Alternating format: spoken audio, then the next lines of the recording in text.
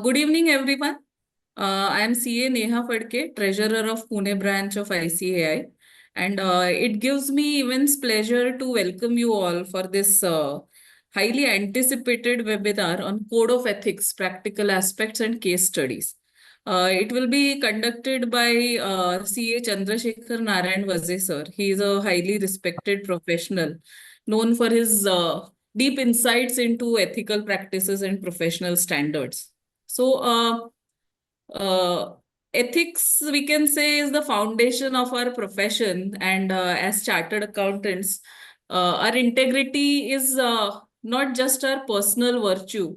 It is a basis of public trust in our own reports, certifications, and advice. So the code of ethics issued by ICAI also guides us in maintaining this trust, and not just in letter, but also in spirit. So today, our esteemed speaker, CA CN Vaze sir, will walk us through some practical illustrations, case studies through real life scenarios, and challenges that our understanding of integrity, objectivity, confidentiality, professional competence, and what we call skepticism and professional behavior. Uh, and some real life examples on the same. So, in today's session, our aim is not just to learn rules, but to cultivate the ability to apply them and prudently in various varied circumstances in this upcoming times of of this social media where everyone is watching us. So, let us make this session reflective also, because ethics is not about being following the code, but also about living by it when no one is watching. So thank you all of you for joining us today for this wonderful session.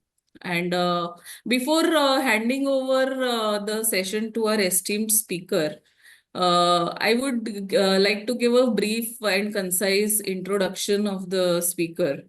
Uh, it is my honor to introduce our distinguished speaker for today's webinar, CA Chandrasekhar Narayan Vaze sir.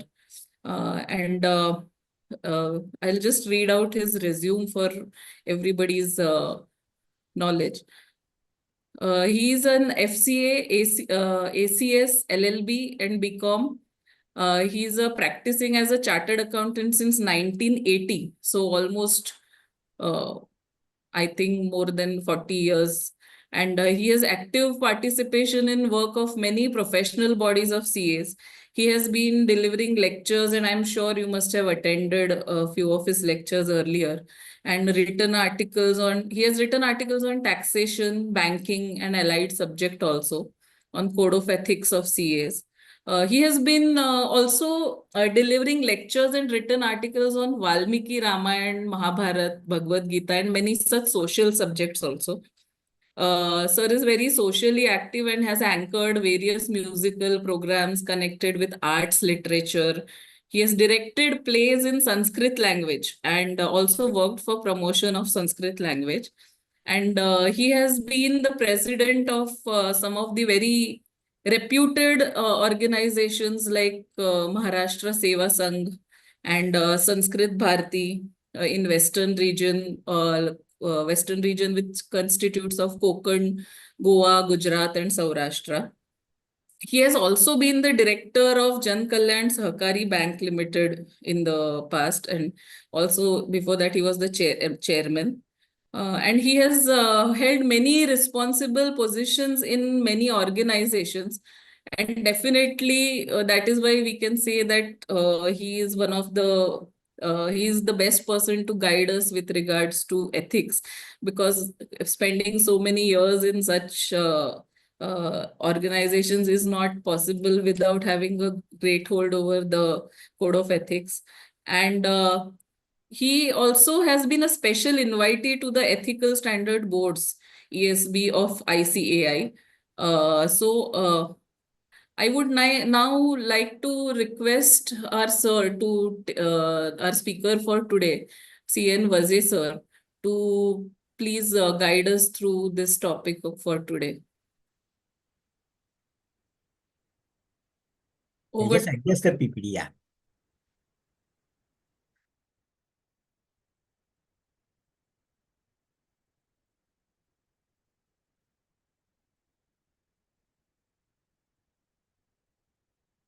Namaskar and good evening. Thank you, Neha, for your kind words of introduction. I also thank Mr. Bhatnagar for giving me this opportunity to share my views on the important topic of Code of Ethics. Well, friends, Code of Ethics earlier was not given that much of importance as much as it deserved. Unfortunate part of it. But today one can ill afford to ignore this, the rules of ethics, because now the profession has become very vulnerable. The regulators, the government officers, also the general public, they are all very minutely observing the professional functioning of chartered accountants. And therefore, there is a need for awakening, as our motto is, Ya Esha Sukteshu Jagrati. That means he who is awake when the world around is asleep. And this is adopted from Kathopanishad. Now, although in my introduction there was a mention of Sanskrit language, Ramayana, Mahabharata, and Bhagavad Gita, please don't have any worry that I am not going to give you any sermon or any pravachan. What I am going to share with you is my very practical and live experiences of the cases that I have handled. And the disciplinary, so far I might have handled more than 400 disciplinary matters. And that experience is a nightmare. In fact, it is an eye opener, and it is in fitness of things that our motto is Ya Esha Sukteshu Jagarti, because there is really a need for awakening. So far, we have not been very alert. So far, no, we have not been very active in understanding the rules of ethics. But now you cannot afford to do that. As far as introduction is concerned, as all of you know, ethics means the set of values, and code of ethics, that code of ethics is not only philosophical, but it is very much practical in nature. Now, when I will be sharing the case laws or the case studies, there won't be much of relevance or adherence to the PPT, but as the initial part goes, I am just mentioning the basic background of this philosophical topic. It is not philosophical, as I mentioned, because nowadays it is being practically implemented very vigorously and rigorously.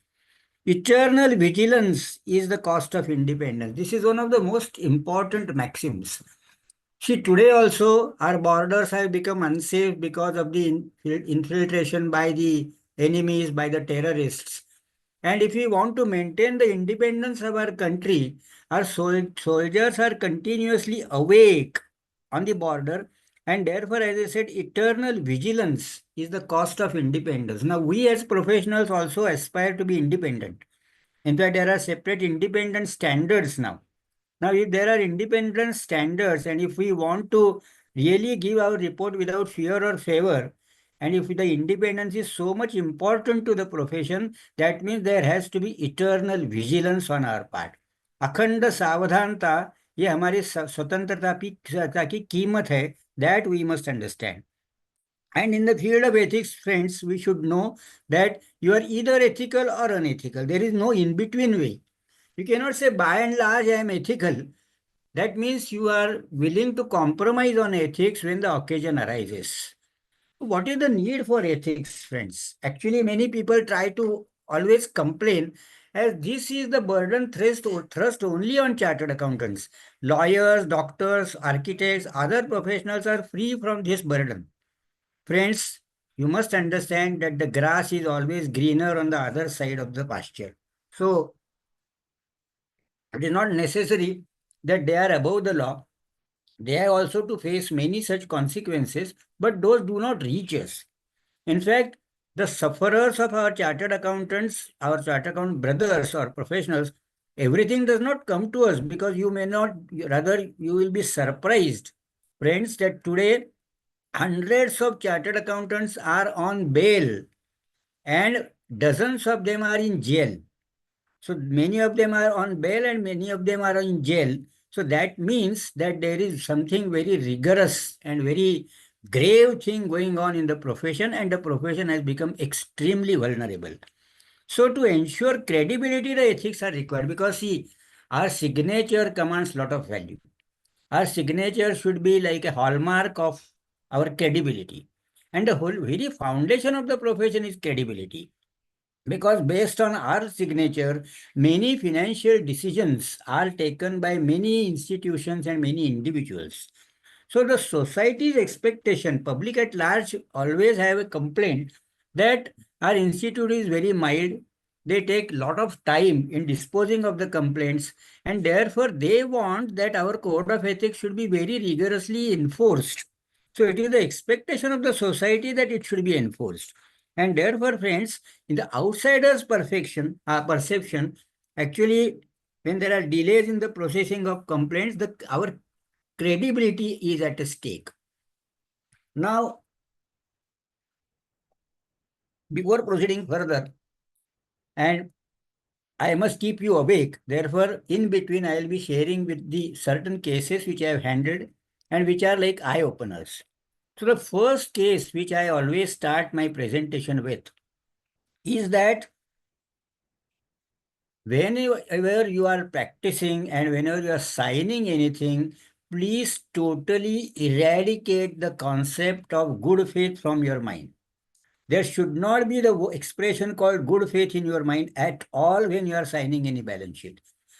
I'll give you a very concrete example. Husband and wife both were chartered accountants. Husband, both were practicing independently. Wife did the audit of a particular small cooperative housing society just consisting of 15 members for 3 years. After 3 years, there is a rotation in the cooperative sector, and therefore, after 3 years, the husband signed that audit. In the 8th or 9th year, there was a divorce petition between the two, and the wife filed a complaint against the husband that he took the audit without obtaining her NOC. So, friends, to that extent, the society has gone today. To that extent, there is a degeneration of the moral values. The family fabric is now rather broken, and therefore there is no bonding at all. No relations are permanent. Please have this concept in mind very firmly, that no relations are permanent today. We are always under an impression that we are rendering this service to a particular group of clients for many years. And the people are very boastfully telling me, sir, this group I am handling for last 30 years and they are treating me like their family member. Then I tell them only one thing, friend, it's nice that they are treating you as a family member today, but you increase your fees just by 5 to 10% and check whether they still continue to treat you as a family member. Friends, the clients are ruthlessly commercial.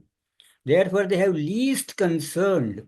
They are least concerned about your well-being or anything. So long as their self-interests are protected, they will be with you. Otherwise, they will abandon you.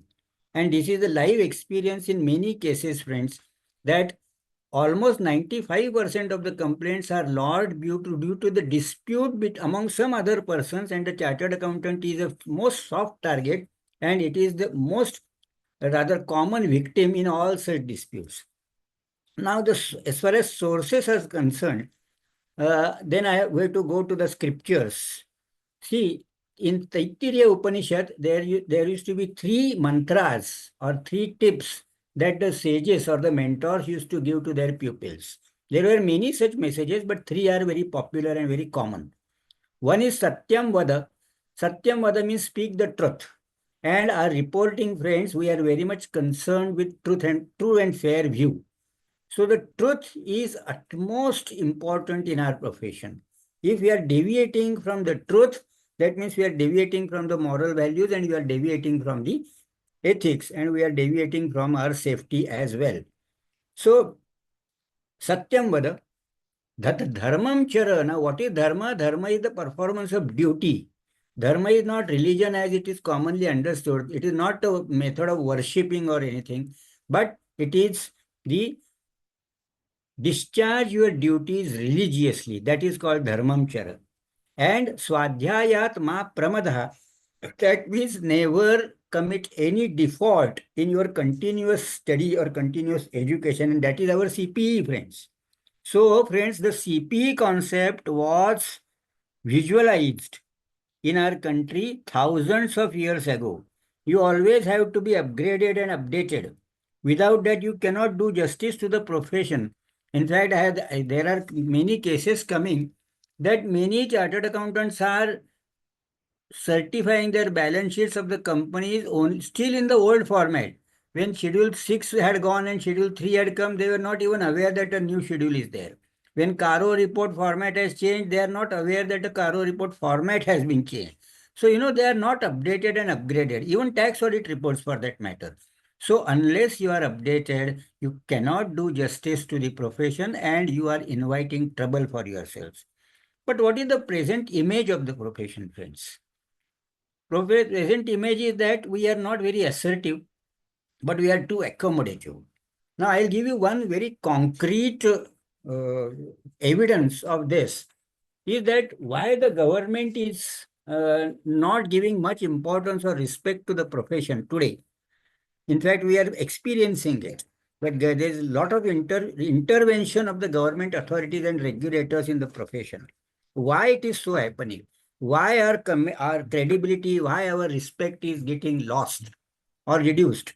Is that so far there are hundreds of scams that have taken place in the country after independence particularly, and there is hardly any instance where the scam has been exposed by an audit. That means our audit is not effective. That is the firm conviction of the regulators. That means we have always been accommodating the clients. That is the perception of and we need to introspect on that. That is the perception of the regulator and that is the public perception of the public as well. Whenever there is a fraud or a scam, the first reaction of the public is that auditor kya kar raha tha? What was auditor doing? Now, there's an old maxim, there's a court ruling that auditor is only watchdog and not a bloodhound, but that has been now diluted. That means government, regulators and public expect you to be bloodhounds only and not watchdogs. And there is a reason for this, friends. The reason is that earlier, when I was doing my articles or in the early parts of my professional life, there was a lot of manual work being done in the accounts. That means tallying of trial balance was the first target, which was itself a very challenging thing. Now, all these mundane things are being done by the automation. Therefore, now you are expected to focus on certain creative things. Professional skepticism, I deal with that professional skepticism, but the credibility and respectability is getting diminished. And in fact, there was an item which is a disgrace to the profession, that on a very reputed organization, they had given in the checklist for the documents, they mentioned that please avoid bringing CA certificates as the same are often found unreliable. Now, this is the perception, this is the image of the profession in the society as such. And therefore, friends, one must keep in mind two very important maxims, that whatever is not documented is work not done at all. So we proceed too much in good faith. In fact, the clients, we have a very friendly relationship. In fact, we become over friendly, and the real advantage of that friendliness is going only to the client and never to us. So always remember that work should not only be done, but it has to be seen that it is done. So it should be seen that it is done, in the sense that whenever there is a disciplinary case or a complaint, the first thing that they ask is, where are your working papers? In fact, nowadays the life has become so stressful because of this e-culture that even in the corporates, even the smallest thing has to be communicated in writing. And in fact, that has caused so much of stress to the young chartered accountants that there are premature deaths and premature ailments to the professionals. Therefore, in the corporate life and everywhere, now this e-culture, that means everything has to be documented, everything has to be communicated in time, and everything can be trailed. So this is one of the most, I don't say dangerous thing, but then ultimately it is causing a lot of stress. And second is, faintest of ink is stronger than the strongest of memories.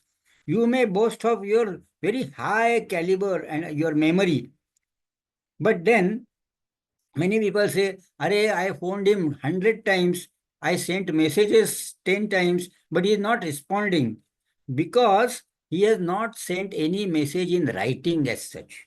See, remember, whenever there is a written communication, it has a lot of weightage, it has a lot of value. And that is the most important piece of evidence everywhere. Now, without evidence, nothing is entertained. Please remember this. Without evidence, nothing is entertained. Now, let me come to the second case. After this preliminary part is over, then I will be dealing only with the practical aspects in the form of case studies. Now, here, as the second case is again very important. There was a chartered accountant who was sitting in his office and he was handling the tax audit of a proprietor client. Now, one fine morning, one married daughter of that client comes to his office and she says that she wants him to attest the ITR of her husband and of her mother-in-law. Now, that chartered accountant had not filed their returns because she was recently married. So, he was not knowing them also. But she had brought some hard copies, and on that basis, he verified on the computer and he found that yes, all the copies were true as submitted to the income tax authorities, and therefore he gave her attested copies of the ITRs. And he certified it in a proper manner. As you may be aware that our institute has prescribed specific guidelines as to how you certify these things. You cannot blindly give an attestation. You cannot say that it is just a true copy, but you have to also mention what is the purpose, and you have to give a disclaimer that this is, you are not actually certifying the income as such, but you are only giving it as a true copy authorities. So this you have to be very categorically mentioning in the certificate. That way he had done that certification properly in a proper manner. Despite that, there was a complaint against him by the husband of that lady, and the complaint said that without my written authority, how did you pass on my attested ITR to my wife? Now, what was the reason for that? The wife had filed a case of domestic violence against him. That is why I am repeatedly telling you, friends, that no relations are permanent. Even husband-wife relation is now not permanent today. And therefore, don't take anything for granted. Don't proceed. And this calls for professional skepticism. See, the thought should have occurred to him that so far this particular lady had never ever met him and never ever come to his office. How suddenly she comes and there is no intimation from her father, nothing. And all of a sudden she comes. So although he asked her as to what for it was required, and she told the usual things like it is required for visa or some bank loan purpose or something. But you should take all this in writing. The request for issuing certificate also should be in writing.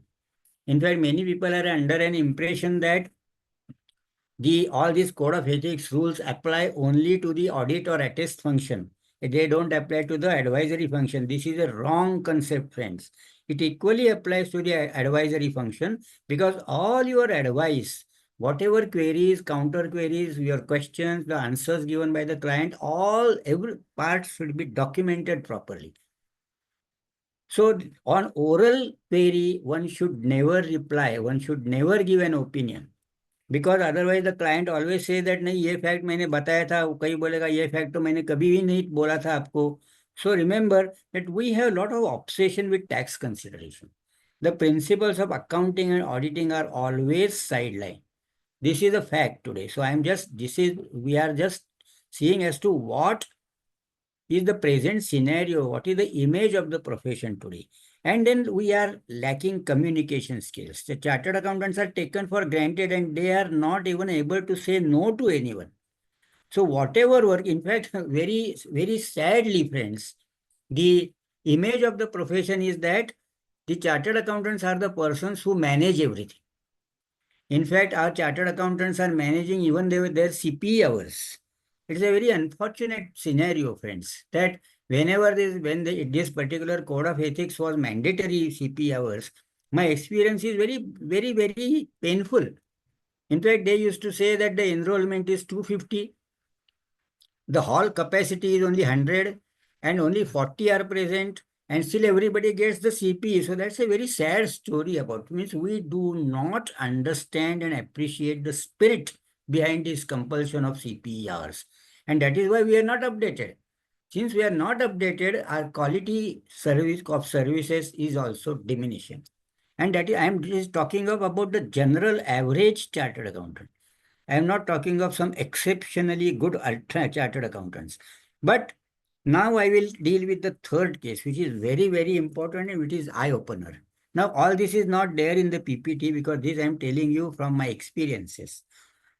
See, friends, there are 3 volumes published by our institute about the Code of Ethics. First volume is Code of Ethics, Volume 1, which is not mentioned as volume 1, but it is said revised Code of Ethics 2019. That means it is based on the international standards, ESBA. So on those basis, whatever are adapted for the Indian situation, that is contained in the volume 1. Volume 2 deals with the CA Act, rules, regulations, the schedules to the Act, and guidelines of the institute. All that is contained in schedule part 2 or volume 2, which is of direct and more relevance to us.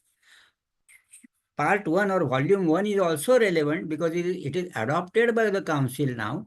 Therefore, it has a binding force, but it deals more with the philosophy of the ethics, code of ethics. And the third part, the third volume is the case laws. Now, very frankly, friends, my experience is that there is not much room or not much value that you get from the decided case laws because every case is a different case. There are no 2 cases where the facts are absolutely identical. And therefore, this is always just as we have in income tax, just as we have in all other revenue laws, there is always some distinguishing feature in each case. But now I'll deal with the third case, and which is very interesting and important. See, friend, the firm of chartered accountants, that particular firm, was now more than 80-year-old, but that time it was more than 75-year-old, perhaps, or now it is 90-year-old, perhaps. Now, they were handling the audit of a private limited company which consisted only of 2 shareholders who were brothers of each other. And the elder brother, who was the chairman, he was holding 60% of the shares.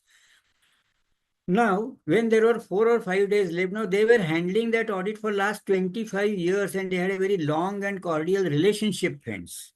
But when it happened that with just 4 or 5 days before the due date of submission of return, the younger director came to the office of the chartered accountant and he said that his elder brother, chairman of the company, is very busy. So he requested that auditor to put his signatures on the balance sheet hard copies, and he promised that he would obtain the signature of the elder brother and submit the returns so that there is no delay. In good faith, friends, in good faith, the chartered accountant, who was belonging to a very senior firm and where all systems were in place, he put his signature on the hard copy, gave to that director. The director went and he obtained the elder brother's signature but never put his own signature. Now, why? Because he had a scheming mind. He did not put his signature and he submitted the return and he filed a complaint on 2 counts against that chartered accountant. And those are very eye-opener, friends. The first ground was that under the Companies Act, there are required to be, the financial statements are required to be signed by 2 directors at least for a private limited company, whereas in this case only 1 director has signed, and therefore it's a violation under the Companies Act, and therefore there is a misconduct on the part of the chartered accountant. This was the first ground of complaint. Now, at this juncture, let me also clarify one misconception among the minds of many chartered accountants, that they are under an impression that when any 2 directors have signed a balance sheet, that means that's the end of it, and therefore they can jolly well sign the balance sheet as an auditor. Friends, it is not correct. The first and foremost requirement of Companies Act is that the financial statement should be approved in the board meeting. Thereafter, the board authorizes 2 or 3 directors to sign, and then the signing is consequential. So signing is secondary aspect. The first and utmost important aspect is the approval in the board meeting, which many chartered accountants, especially SME firms, are utterly lacking in obtaining the evidence. In fact, we do so much of paperwork, and frankly telling, we do practically everything, all paperwork, including the director's report and MRL and everything we do. Let's accept that reality, because at many small clients, they don't have the competent persons to do all this. So we only do everything. But then for our own safety, one small letter we never obtain, that letter should state that these accounts were approved in the board meeting held on such and such date. This is a basic document that you should always preserve in respect of all limited companies audit. In fact, one further piece of advice I would give, that whenever you are signing the balance sheets of companies, partnerships, trusts, societies, I would strongly recommend that at least one hard copy you should obtain, where all the directors, all the partners, or all the trustees, all the managing committee members have signed, because normally what happens is only one director or one partner or one trustee deals with a chartered accountant. Others are not interested in the paperwork. And whenever there are disputes among directors or the managing committee or the trustees, they disown, others disown everything. They say that these audits, the balance sheet was never shown to us, meetings were never held, notices were never received, there is no attendance record, nothing, and therefore they say that our chartered accountant was in hand in gloves with that other director who was interacting with them, and therefore we disclaim everything. And then they file a complaint against the chartered accountant. This is a very, very common scenario. Therefore, please make it a point that every year one hard copy of the check, so that at least they cannot say that they were not aware of the balance sheet. They say that we are not even aware of the balance sheet. We have never seen it. It was never shown to us, and the meeting was never ever held. In fact, that brings me to another very important point, is that chartered accountants usually are very much lacking in verifying the secretarial records. Company secretarial or other minutes and other things that we don't verify, and this is causing lot of damage to the profession. Many things which are having a bearing on the finances are resolved in the minutes, but minutes are either not maintained or not maintained properly, and in any case are not verified by the chartered accountant. This is causing serious trouble to the profession, and there are many, many cases which, if the chartered accountant verified the records, and now friends, in the e-culture, backdating and other things is now ruled out. Earlier, there was a time where backdating, obtaining signatures on the letter date, this was very common. But now you can't do it. Now it is a digital signature, it is everything is uploaded, everything is online. You cannot create the evidence on a backdated basis. And that should not be done also, because it's a crime. But remember, friends, that this is very, very important that you obtain signatures of all the concerned persons, so that at least the first thing that they cannot argue that we are not even aware of this. So signing, that was the first count of complaint. The second was also more interesting, friends. The younger director said, and obviously that shows that there was a friction between the two brothers also, that he said that one of the cars of the company is registered in the name of the elder brother only individually, and not in the name of the company, and the auditor has not pointed out anything about it. Now you will wonder and you will argue with me that, अरे, so उसमें क्या जाता है? Because in the income tax you get the depreciation even if the car is registered in the name of some director or partner. But friends, allowability of depreciation under the Income Tax Act cannot be the criterion for audit, because you are certifying the assets and liabilities of that entity. And therefore, it is your primary duty to verify whether the asset really stands in the name of that entity. Otherwise, you should point out either in the notes on account or in the audit report that there is not this kind of shortcoming, or there could be a justification. But then that also you should make it a point to mention in your report. So this is another thing. Now remember friends, when I say that along with the PPT, I have also sent my PPT on working paper management. Now, one observation that I always have had about the profession, and especially for the small and medium practitioners, that we do not pay much attention on the updating of knowledge of ourselves, nor, and since we are not upgraded, we don't understand the importance of training our staff.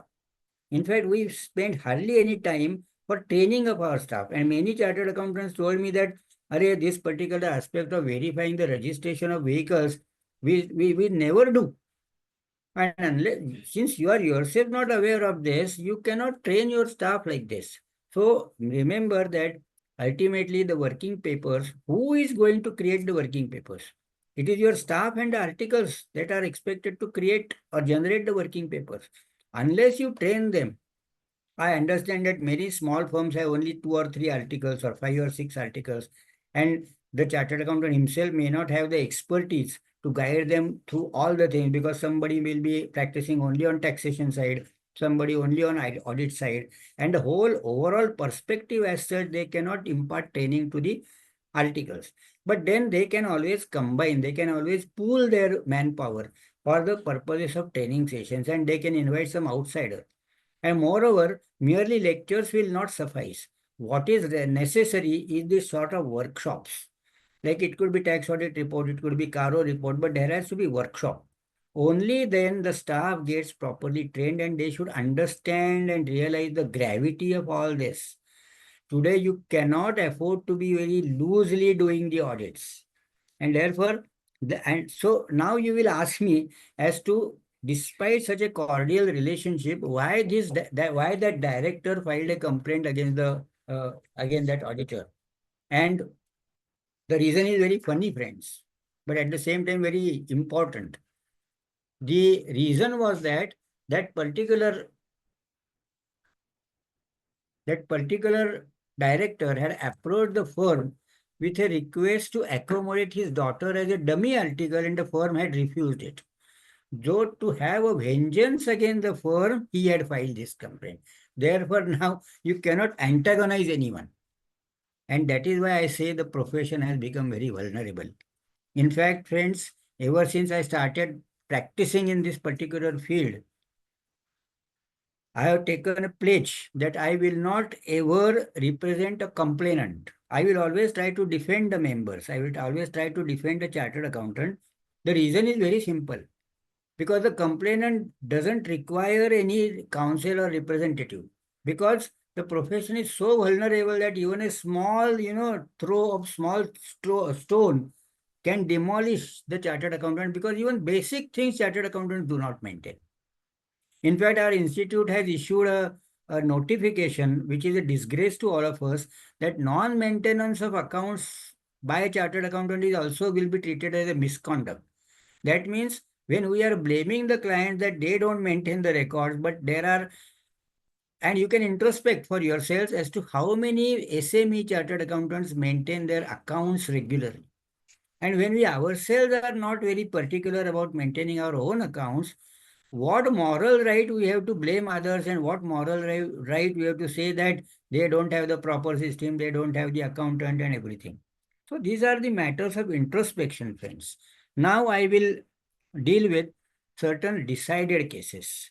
And decided cases are uh, very eye-opening. Again, as I will say, each and every case is very much eye-opening. So,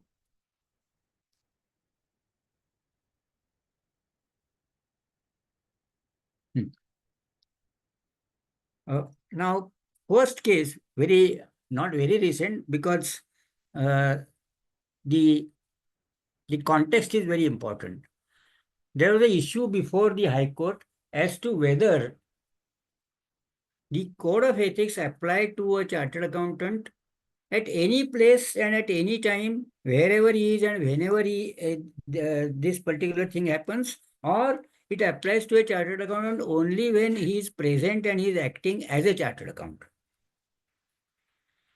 For example, if a chartered accountant misbehaves with a female, now whether it is relevant to see whether he did it in his office or in another CA's office or in a CA conference or at a client's place where he was present or in his capacity as a chartered accountant.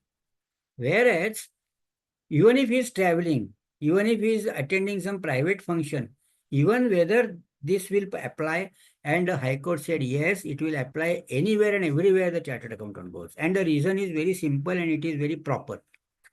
Remember, friends, whenever any such thing happens, how the press reports it, how the social media reports it, they say chartered accountant held for such and such thing, chartered accountant held for bribery, chartered accountant held for masterminding a scam. That means the whole image of the profession gets tarnished because of the misbehavior of one or two chartered accountants. And this is the reason why the code of ethics will always apply to you. Your behavior as a professional should be exemplary in nature. So that is the expectation of the government, that is the expectation of the society, and that is the expectation of the profession. So remember this. And so this was the first case law. There is another case law where, and our institute's publication on code of ethics also has observed this, that what is a misconduct? They say that every error is not a misconduct.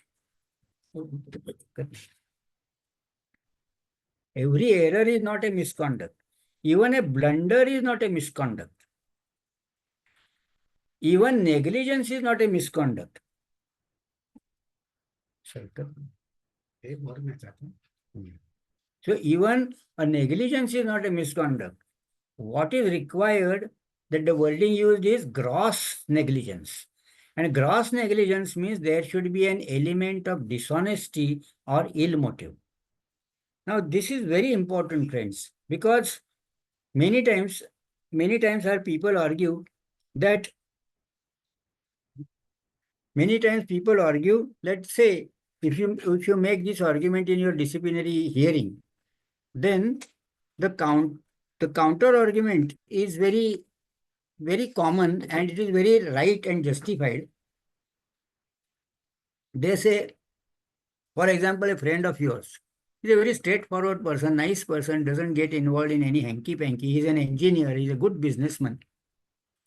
He comes to you and says that his accountant has prepared a balance sheet and he wants you to sign it very urgently because he has to present it to the banker for a loan. Now, since that friend is a very nice person, honest person, and you know him very well for many years, you, in good faith, you put your signature as verified or whatever, as balance sheet, as an auditor or a chartered accountant.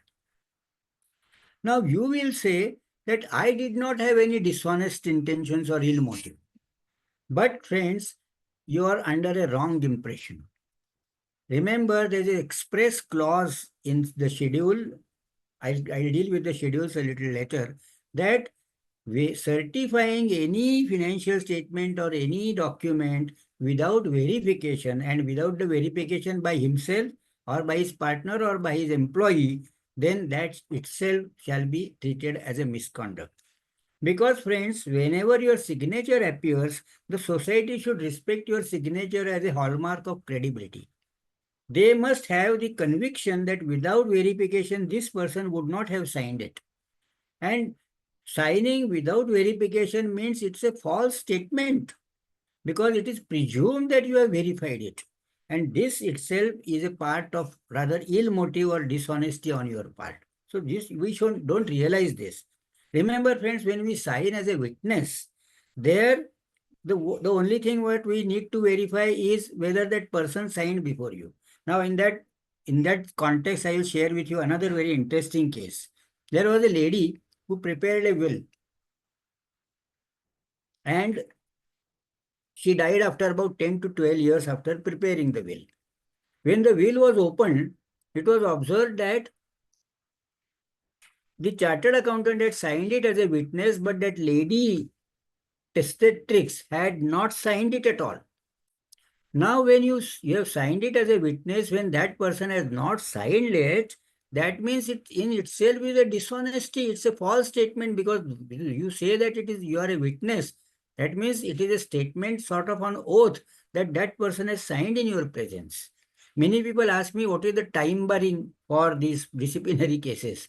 This was one of the concrete examples that earlier the time barring, it was a very loose time of time barring. Time barring in the sense that normally the complaint should be filed within 10 years, that was the old law, within 10 years from the date of the occurrence of the event complained against. That means signing of balance sheet is the occurrence of the event. But there is a rider to it.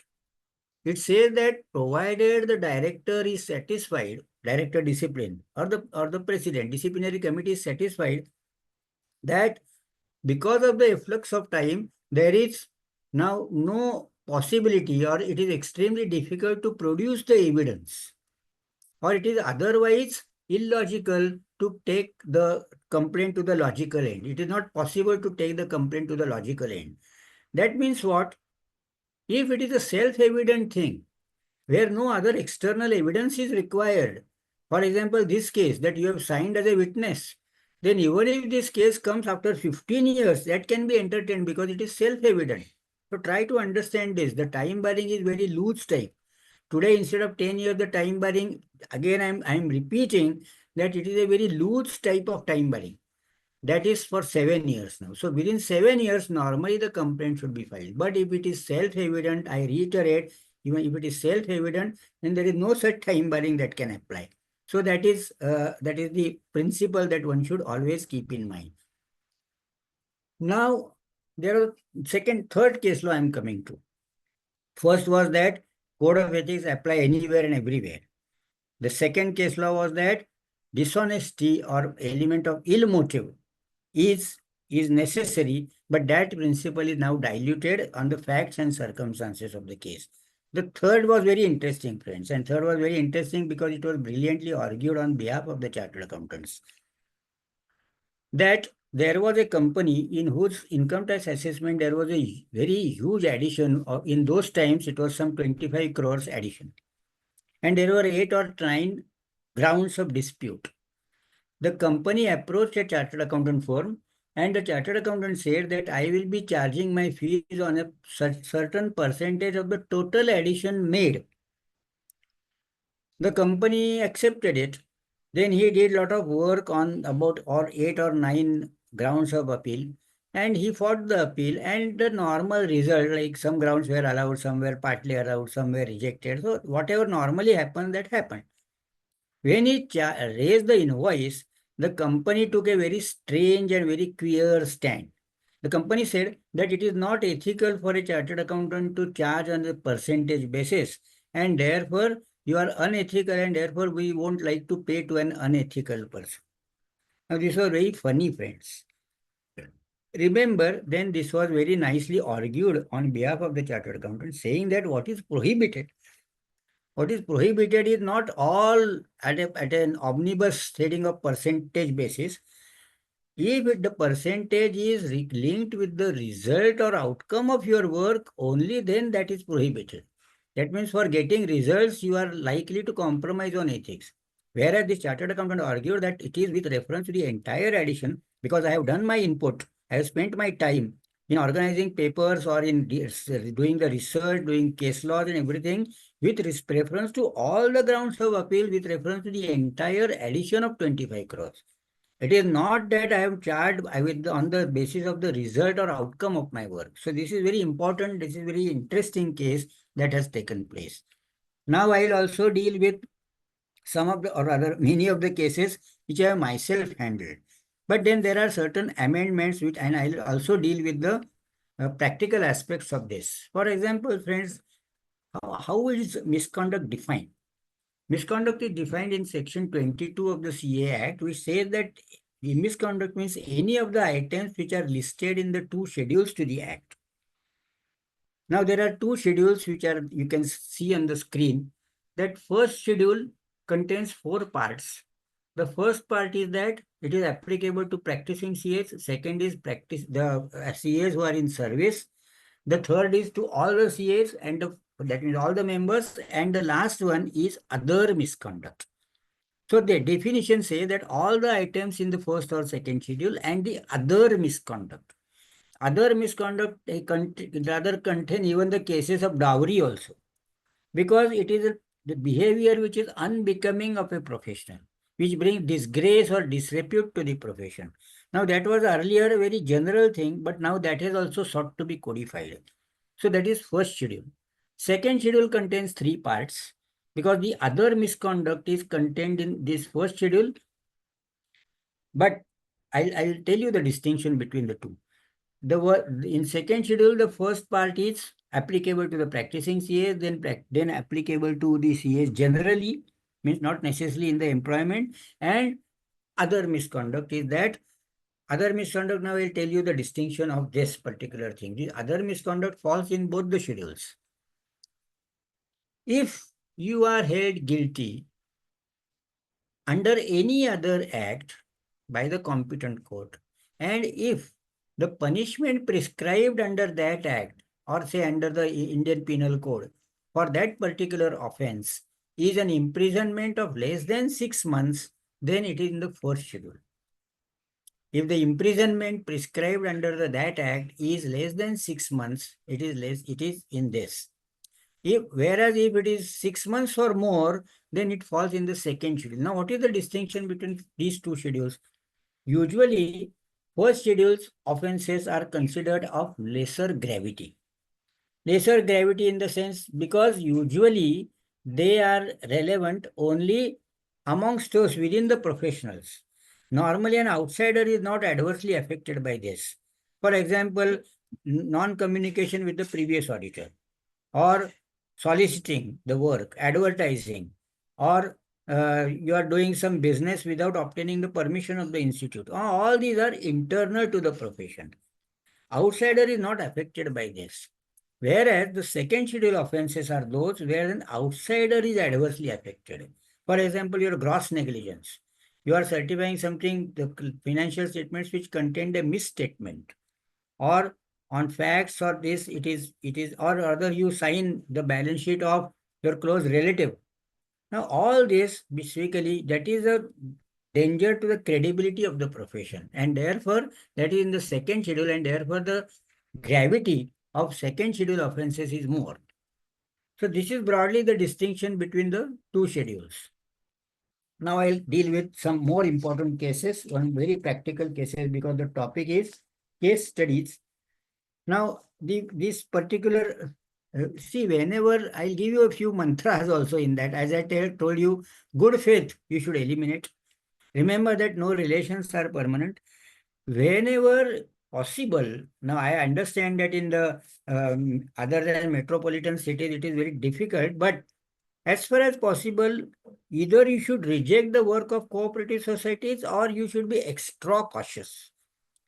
Especially in cooperative housing societies, there are at least one or two, invariably some khadus member, which is very, very crooked in nature, which it is his hobby to harass the society's managing committee, to harass everyone. And he usually disputes everything. He disputes his maintenance charges, he disputes everything. And he files cases against the managing committee, with the registrar of societies, with the police, and everywhere. And then he also files disciplinary cases against the auditor.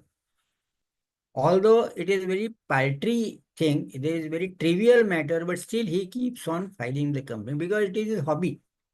And therefore, as far as possible, cooperative societies' work should be avoided, because usually I have observed that in the cooperative society, there is nothing but non-cooperation.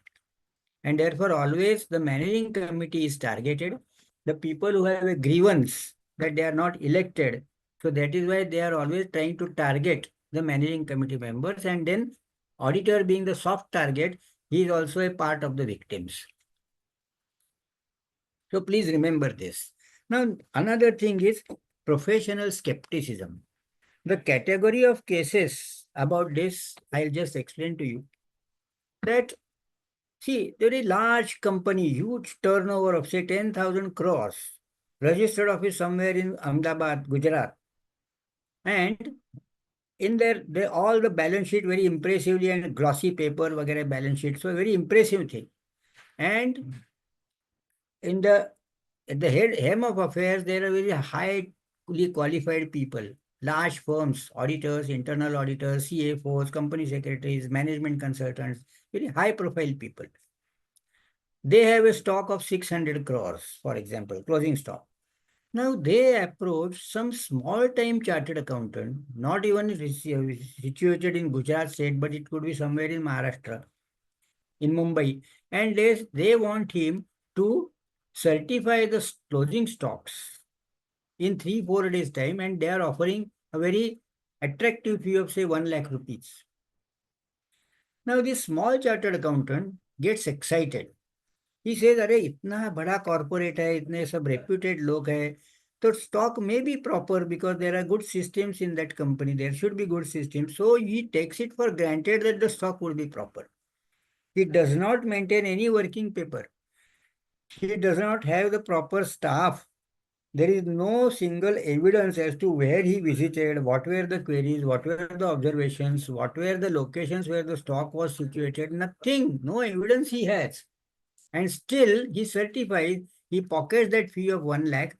And then actually, in reality, when there are CBI inquiries, it transpires that the stock is hardly 30 to 40 crores. So professional skepticism means he should always think as to why this such a big corporate has approached a small chartered accountant like him. Now, for example, when I am a director of a small cooperative bank, now if a large corporate approaches us for some loan, and where our capacity is say maximum 200 crore or something, and they want 1500 crore, why are they approaching us? Are they under an impression that they can pressurize a small bank and they can obtain the favors from the directors? So, this is called professional skepticism. And professional skepticism does not mean that you suspect everything. You trust but verify. This is the principle. Professional skepticism means trust but verify. So this verification is of utmost importance, and signing without verification is a misconduct that goes without saying. So this is professional skepticism as a principle. Today, friends, our professional brothers are facing music before all the regulatory authorities and investigating authorities like CBI, EOW, and SFIO, that means Serious Fraud Investigating Officer. So all these things are happening because nowadays it has become very common that there are management-sponsored frauds. See, earlier the functions of auditor was that the management was appointing the auditor, although technically the AGM appoints it, but ultimately it was to oversee the functioning of the staff, the executives, the managers, and other things. But now the management itself is involved in the frauds. There are many banks now, we come across that there are many banks which are now under liquidation or facing a lot of regulatory disciplinary action by the RBI and other things. That means that when there is a management sponsored fraud, it is very difficult, and the institute also recognizes in SA 240, they say that it is difficult to detect. But then when the disciplinary case comes, and unfortunately, friends, the criminal complaint is filed where the chartered accountant is also made an accused. And when he is made an accused, that means he has to run around and he cannot even afford the fees of the professionals. He cannot even afford to be present in the various courts, in the CBI office, in the EOW, in the SFIO office. And it's a big nightmare, friends. He cannot even focus on his earnings. He cannot even focus on his work. Many small chartered accountants are facing now this. This is because some small lapse on their part. It's not at all, they are not even remotely connected with the fraud. But still today it is happening. And therefore, since it is, and remember, fortunately, our institute and our disciplinary committee, never, very rarely, rather never, I have not come across, they don't say that you are involved in the fraud, because they say that it is not in our jurisdiction. That is for the other authorities to decide whether you are involved in the fraud. They don't say that you are involved in the fraud. Chartered accountants try to argue, sir, I am very honest. I am very conscientious person. That is true. That's a fact also. But nobody is alleging in the institute that you have committed a fraud or you are a part of the fraud. They say that you are negligent. Negligent means if you had seen the records properly, the scam would not have occurred at all. but you are very loose in verification. Or another very, very common observation about the profession is that there is a crisis of courage. Chartered accountants lack courage and people consider it as a spineless profession. It is very unfortunate, friends. It's a disgrace to the profession, but they take us for granted. And the reason is that we are not united. We don't have any collective action. We are unnecessarily obsessed with the GST law and income tax law and corporate law and other things and FEMA and other things. But the act which is very squarely applying to us and which makes us behave properly in a proper way, that we tend to ignore. And because of that, the things have become very much vitiated. So friends, all these are that the main reason is that, friends, that we talk so much, so much hype about the independence. But the independence, and there are standards to ensure the independence. It's all paperwork. Sometimes it is an eyewash also, because I'm very blunt about it. And then independence. But the very foundation of the profession is that when a chartered accountant is paid and he depends on his survival on a particular client's fees, he cannot afford to be very strict. He cannot afford to give a qualified report. And this applies to all the levels of the professionals, be a small professional who is just 2 months in practice, and the person who are even in 40 years of practice. Everybody is ultimately has to succumb to the pressures of the clients, because the business community is very ruthless.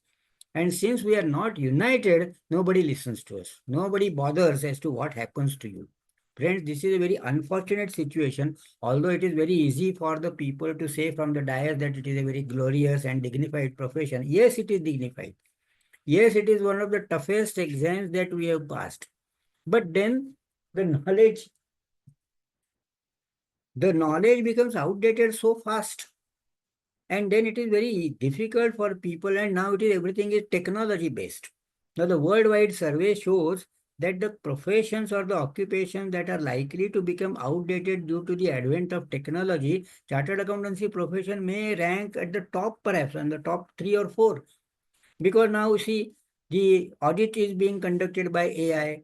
Even the tax returns are now compiled by the government, and it comes ready before you on the platter. You have to only say yes or no, correct or incorrect. So automation has entered so much in our profession that it is now very difficult, as to unless you do something very special and creative, unless you do something out of the box, unless you do something which is not possible for a common chartered accountant professional to do, but it is lawful. Without that, it is now very difficult to survive for a small person. Otherwise, it has degenerated into simply a clerical exercise of GST filing. So please be very serious about all these points. There are many cases which, of course, I will be dealing with you. Now, as I already mentioned to you, the, the disciplinary committee, the director discipline, they are very fair in dealing with the cases. They do recognize that audit and investigation are different. An auditor is not proceeding with the idea that there is a fraud. The purpose of audit is not detection of fraud. All that they recognize and they accept. But at the same time, they say that if you follow the standards prescribed by the institute, then probably many bad things would have been exposed. The most important such thing is third-party evidence. Now, third-party evidence we are utterly lacking. Unfortunately, now I'll give you a very good example. See, there was a company where the corporate office was in Mumbai, and the company had some mines in Orissa or Assam or somewhere. The turnover was 600 crore rupees. There was a term loan from a PSU bank of 100 crores. And that particular company, when it became an NPA, remember, when a company becomes an NPA or a SIC unit, it is very common for nationalized banks and these public sector banks to file a complaint against the auditor. The first victim is auditor. in reality, there could have been a collusion between the management of the company and the then management of the bank while granting the loan. But when it comes to this adverse situation, they try to blame the auditor always. They say that based on his audit, we have granted the loan. And it is very common, friends, nowadays that on these loans and NPAs, the chartered accountants are getting targeted. We have to be extremely cautious about it. Now, what I was telling about this 600 crore turnover company. Now, when there was a complaint of negligence, I found that the firm had maintained such a wonderful set of working paper that I was myself impressed. And I congratulated them. And we sent the working paper that to show how nicely we have done the audit. Now, after about 18 months' time, they approached me again and say that now our institute has asked only for two things. One is whether you had returned to the bank for the confirmation of the balances or some certain transactions, say the accounting bank statements. The party told me, that auditor told me that, sir, we have not returned to the bank, but we have the bank statement photocopies with us and it is reconciled. I said, very good, then you can send them. And the second question was whether you had returned to the debtors and creditors for confirmation of balances. They said, no, we had not returned. Now I share with you the fact, which is very alarming, that almost 80% of all the documentation of that company was nothing but a fabrication, including the government orders and including the bank statements. Even the bank statements were fabricated. This is the scenario, friends, today of our frauds. In fact, there is a very reputed listed company just now under the CBI investigation. It was found that a loan from a nationalized bank of 40 crores was not reflected in the balance sheet anywhere. And then it was revealed by the CBI that it was not only 40 crores loan, but in the previous year it was 25 crore and it was an enhancement and it was not reflecting in the accounts and balance sheet and the trial balance at all. That means the company must have then opened a secret account, and that time it was a practice in the banks to give 50 crores rupees as unsecured loan. See, had it been secured naturally in the public domain with the register of company side, MCA side, you could have located that yes, there is secured loan to that effect. But that now, when in the third or fourth year, when the bank insisted that it should be now to convert it into a secured loan, that time it was first time reflected in the financial statements and poor chartered accountants earlier, because even in the secretarial records it was not mentioned. The fraud is that usually what happens is when the banker requires any resolution, they just type it out on the computer, take a printout and give it. Nobody verifies whether it was then finally recorded in the minutes book. All these shortcuts are normally resorted to, and because of that, there was no reference. In fact, rather it was a deliberate attempt of the company and the management not to reflect it at all in the minutes. Now, this is the scenario, friends, and therefore the bank statements also were fabricated. And as far as debtors creditors are concerned, especially when the client is a medium scale firm or a manufacturer, and he depends mainly or entirely on one particular customer, which is a big corporate. And I'm making this statement with a good sense of responsibility that the larger the corporate, the larger or the greater are the chances of their accounts not being very proper. And therefore, your small and medium size, that SME companies or clients account with the large corporate will never ever tell. And that corporate will never give you any copy of account. So then remember, friends, that 3 or 4 years you tolerate this. But at some day or the other, you should show the courage to state that the confirmation has not been obtained. Because remember, friend, another thing, aspect of professional skepticism. Whenever there is sudden improvement in the performance, whenever there is sudden improvement in the turnover, enhancement in the profits, and all the parameters are looking bright, then you should ask a question as to how all this improvement is happening. That is your professional skepticism, because that means there could be circular transactions in the group. All compliances are there, but the turnover is getting inflated. The profits are getting inflated. If that is happening, then you have to always smell that there could be something in the direction of IPO or something in the nature of, say, for external foreign borrowings, external commercial borrowings, or some such thing. Therefore, that professional skepticism, the habit of raising questions is extremely important, and unfortunately, we are lacking there.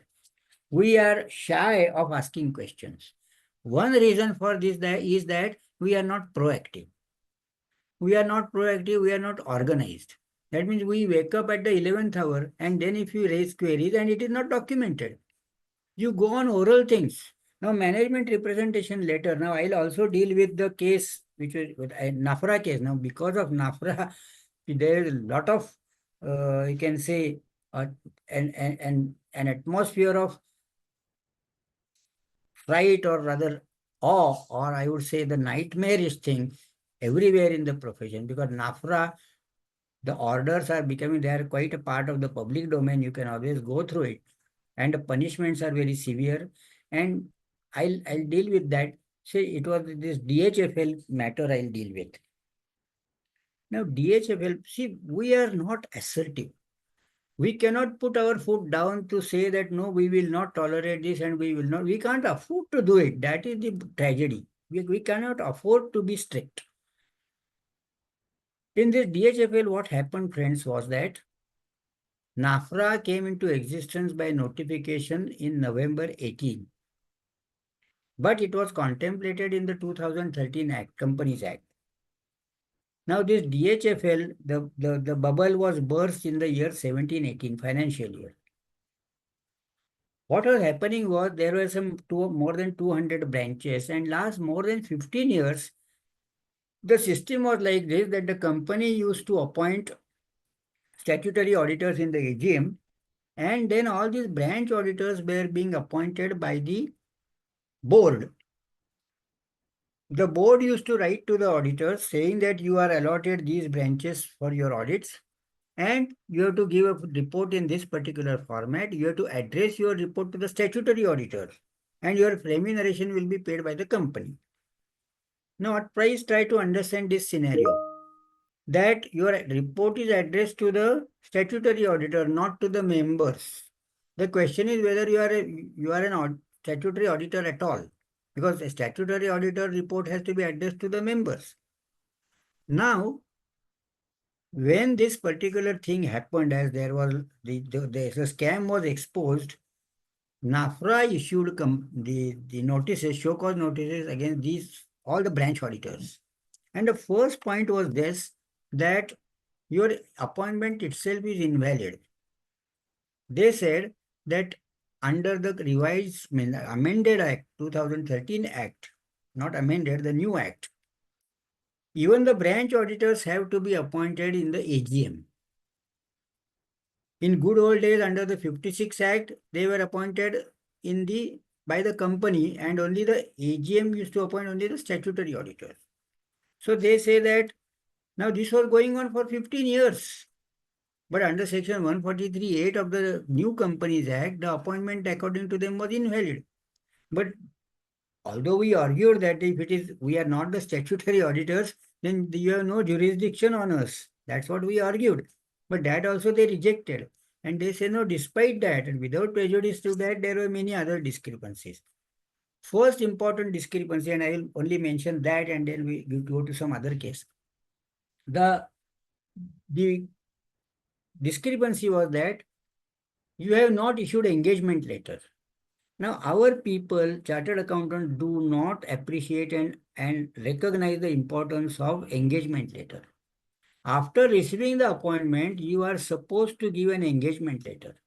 And in the engagement letter, you have to mention your methodology of audit, what are the locations you will visit, what are the people you will deploy, and so many things that you have mentioned. And you have to also mention that what are the roles or what are the duties and obligations and liabilities of the management and yourself.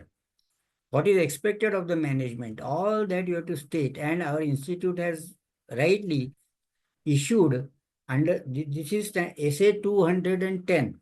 SA 210 makes it mandatory to issue an engagement letter.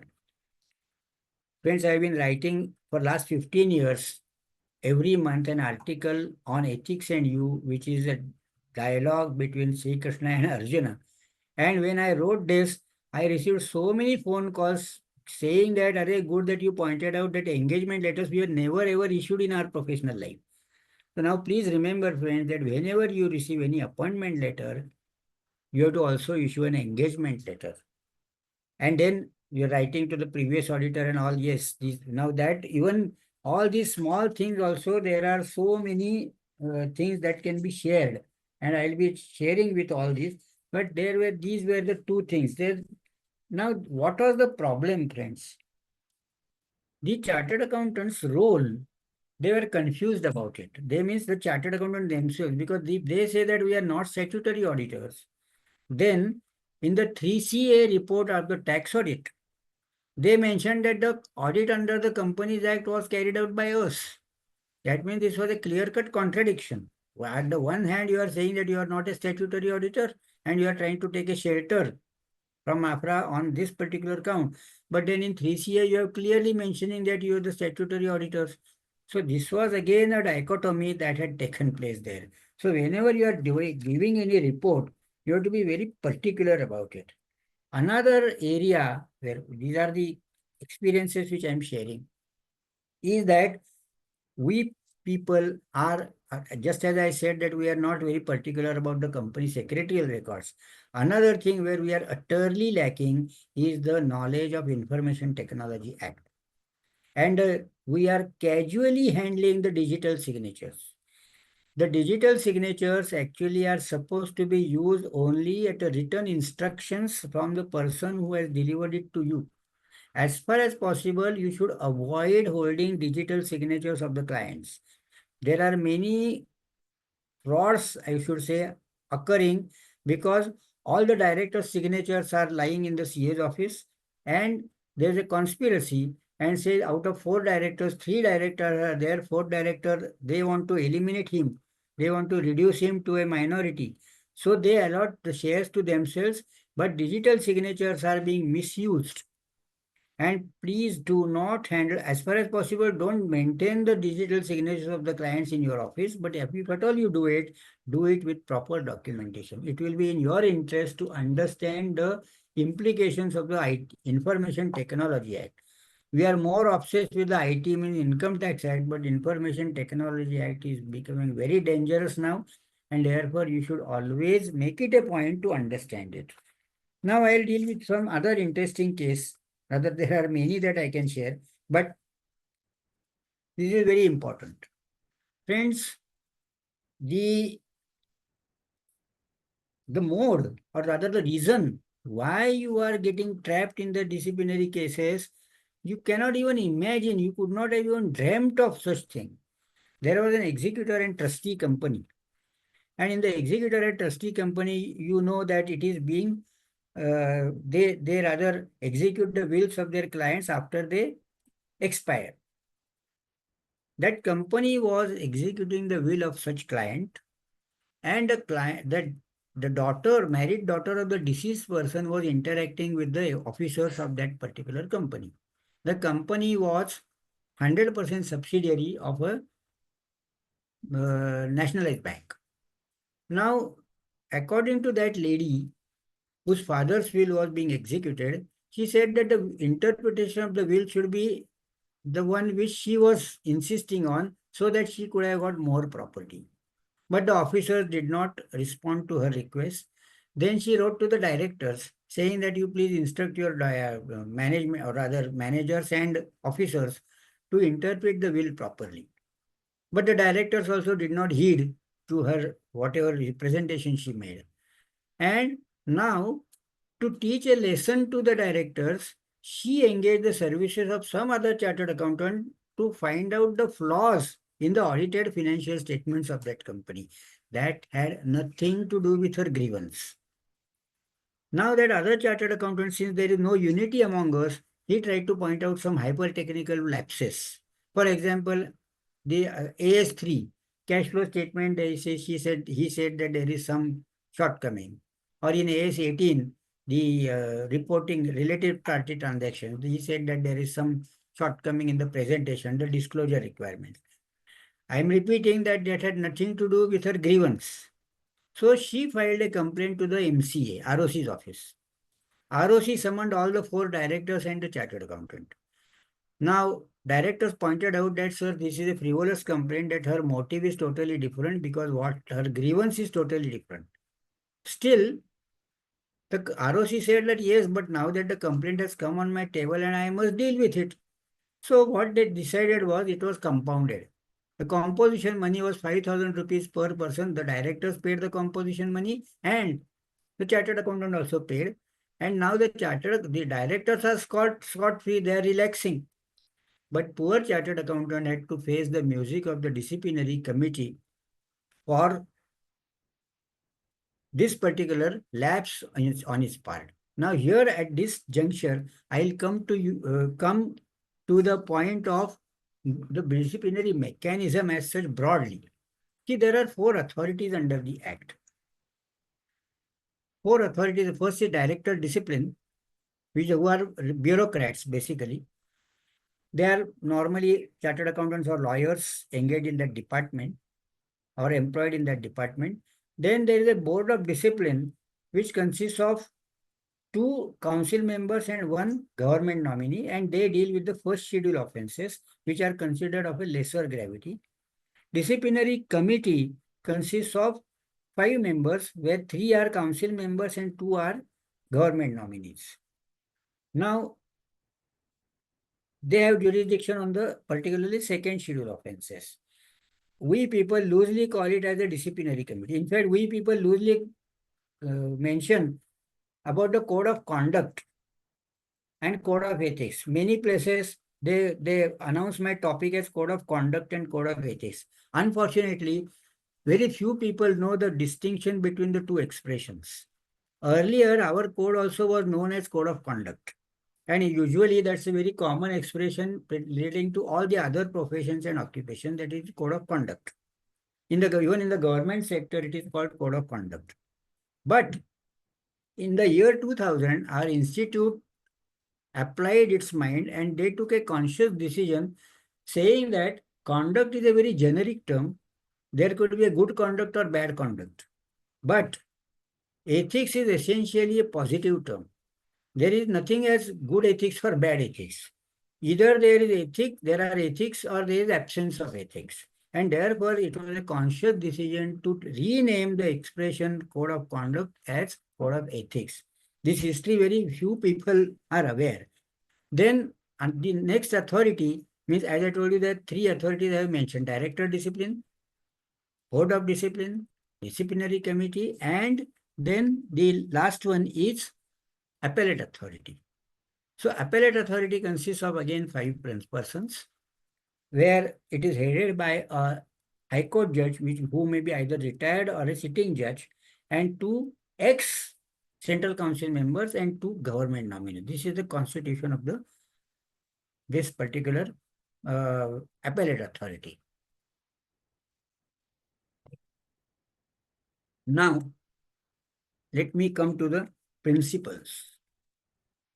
And in the course of that principles, again, I'll be sharing with you many other cases. Friends, misconduct proceedings can be initiated either on a complaint or on information. What is the distinction between complaint and information?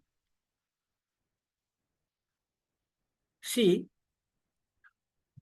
usually the regulators like ROC, like GST authority, like cooperative societies registrar, or in many other authorities, SEBI, they have a system of passing many things as an information, especially when there is no revenue loss, but there are irregularities or shortcomings or flaws in the audit.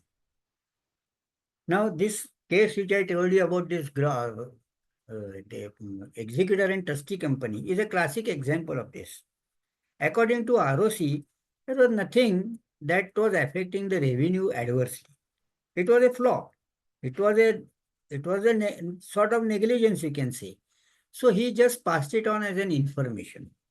Now, whenever information is received, the disciplinary directorate writes to that informant, that means from whom the information is received, as to whether he wants to file a complaint or he wants to keep it only as information.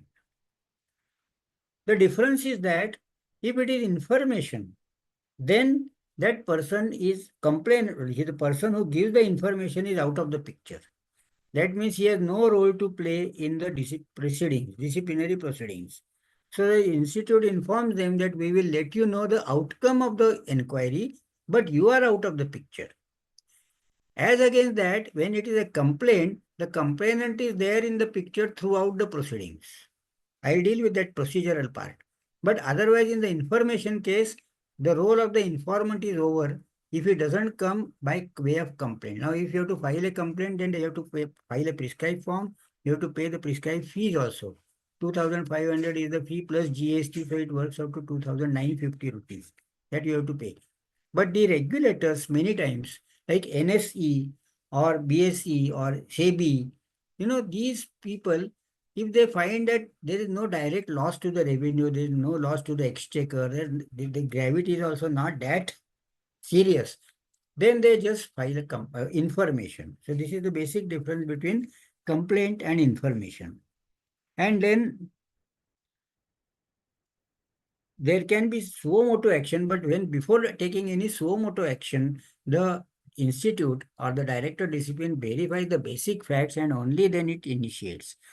Now, there is one more principle. Complainant need not come with clean hands. This is very important, friends.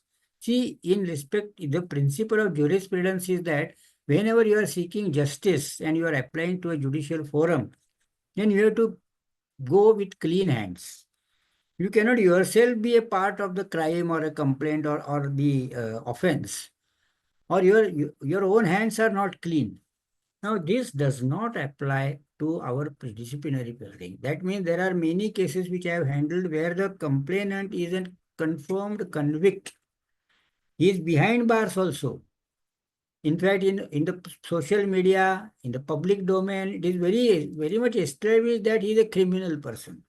But our institute, and rightly, they say that we are not concerned with the conduct and the character of the complainant. We are concerned because our sole objective is to uphold and maintain the reputation and credibility of the profession. For if that complainant is bad, then see, normally what happens is when a complaint is filed, the respondent, that means against whom the complaint is filed, his first reaction is that the complainant himself is a badmash person. He is a criminal. That is what he tries to argue, and he tries to prove how bad the complainant is. Our counsel rightly says that we are not concerned with that.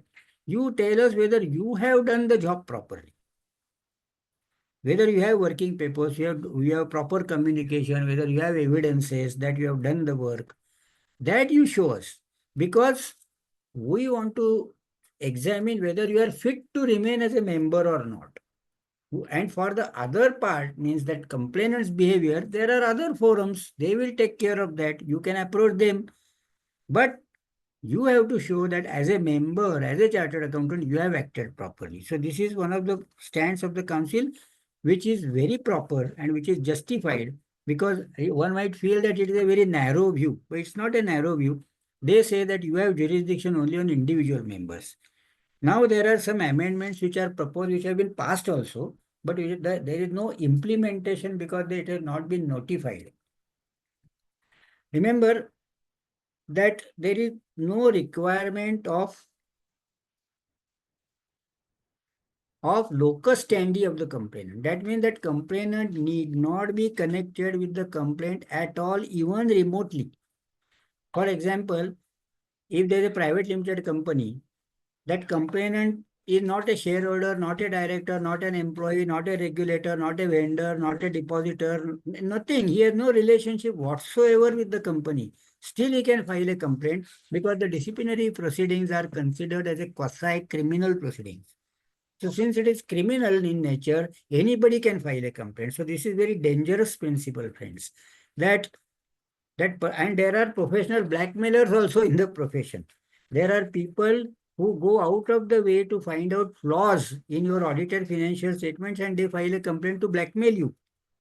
So this is the thing which makes you, or rather makes it mandatory for you to do your work perfectly. As a rule, the council does not have jurisdiction on the firm of members. It is only on individual members. But there is an amendment now. The amendment says that if you are held guilty or any every partner is held guilty in 1 year, and within a period of 5 years, there is another partner of the same firm who is held guilty, then although the council has no jurisdiction to rather proceed against the firm, they can directly punish the firm without any proceedings. So this is another very, you can say, very dangerous power which has been conferred upon the council. Then the next principle is that whether your misconduct or negligence or the flaw in your audit, whether it has caused any damage or harm to any other person is immaterial and irrelevant. I can give you 2 examples of this. Suppose you have certified the balance sheet of a particular client and the client has borrowed money from the banks or financial institutions and he has serviced it properly, he has closed the loan also. But if the banker has observed that the audit is not properly done, he can still file a complaint and you cannot argue that bank has no grievance, that their money is already repaid. They have no business to file a complaint. This you cannot say, because council's view is that whether your work was perfect or not, whether it adversely affected others or not is immaterial. Another example I'll give. There's an entity is a public charitable trust which is 100% exempt, which is established in the assessment, in the appeal, everywhere it is doubtless that it is tax-free or exempted. But if in the balance sheet there is, audited by you, if there is any flaw, the Income Tax Department can still file a complaint against you. Now, there was a case which was very interesting. There was an institution, educational institution, which had taken a loan from a PSU bank to the extent of 200 crores. It was a very ambitious project. Now, they were not able to service the loan, but they made out a grievance that the bank had not disbursed the loan in timely manner and not properly, and therefore there was a loss to them, and they made a counterclaim against the banker of 160 crores. So instead of showing as a 200 crore liability, that person, rather 360 crores, so they were showing bank in the asset side and receivable from the bank 160 crores. Now, there was a legal opinion, everything was there, that there is a good case against the banker, everything given. But then, friends, there was no remark whatsoever from the auditor's side. Although in the notes on account it was very much explained, but that merely mentioning it in the notes is not sufficient. You have to express your opinion on this, that it is a misleading thing. Although there was no dispute that the trust was totally tax-free, they were exempt because it was 100% educational trust. But this presentation of this, auditors should have given some remarks. There was another educational institution in Bangalore, which was a multi-locational institution. There are many colleges, schools scattered throughout the state of Karnataka. And there were some 16 bank accounts, out of which 5 were inoperative. The chartered accountant, who was a very junior person, the management told them, and management were consisted of very highly placed, very reputed people like, ex-vice chancellor, ex-head of the department from the university, ex-police commissioner, ex-commissioner of the corporation, very highly placed people. And they were honest also. Now, the 5 bank statements were missing. This person was told that now actually those accounts are totally inoperative. because these educational institutions had to open sometimes temporary purpose some bank accounts where sometimes the government say that we will give you our grant or subsidy only in that particular account, or they have some small project at a different place, and after the project is for that particular purpose of the project some temporary bank account is open, but thereafter it is not operating. So they told that yes, bank statements are not available today, but you rest assured that there is no transaction whatsoever. At the most, there could be internal transfers.